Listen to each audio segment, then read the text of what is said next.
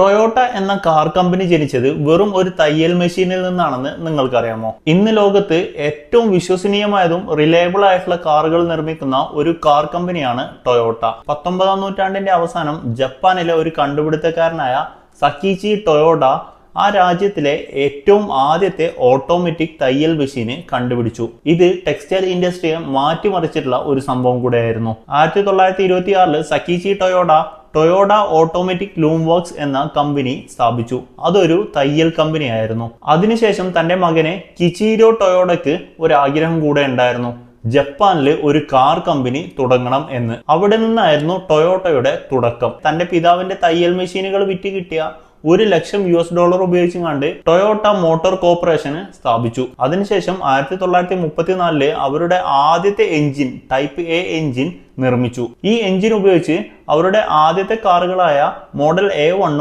G1 അവർ നിർമ്മിച്ചു. അതിനുശേഷം 1936 അവർ പുറത്തിറക്കിയ മോഡൽ AA എന്ന കാറ് അവരുടെ ആദ്യത്തെ പ്രൊഡക്ഷൻ കാർ കൂടെയായിരുന്നു. അതിനുശേഷം അവര് കമ്പനിയുടെ പേര് മാറ്റിയിട്ട് ടൊയോട്ട എന്നാക്കി. ഇതിനൊരു കാരണം കൂടെയുണ്ട്.